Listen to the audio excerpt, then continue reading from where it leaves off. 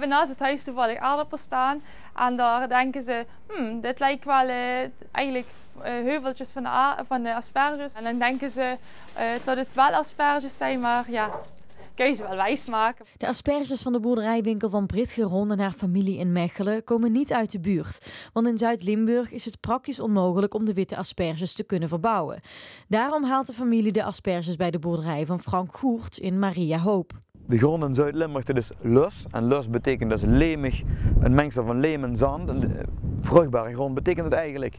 Maar die lemige grond die houdt het water wat langer vast en die wordt wat moeilijker van structuur om er met de vingers in te graven. En hier die lichte zandgronden in Midden-Limburg, daar kan je ze heel makkelijk blootgraven en heel makkelijk onder de grond oogsten. Dat geldt overigens alleen voor witte asperges, want groene asperges kunnen wel geteeld worden in het zuiden van de provincie. Tjak, daar hebben we er al eentje. Nou, de witte die groeit zoals je ziet onder de grond. En als die boven de grond komt met een kopje, dan wordt die geoogst.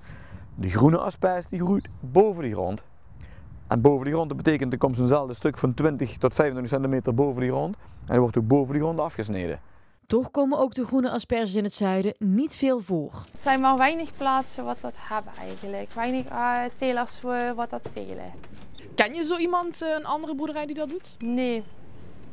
Ja, wel wat het hebben gedaan, maar niet wat het op dit moment doen. De asperges komen dus bijna altijd uit het midden of noorden van Limburg.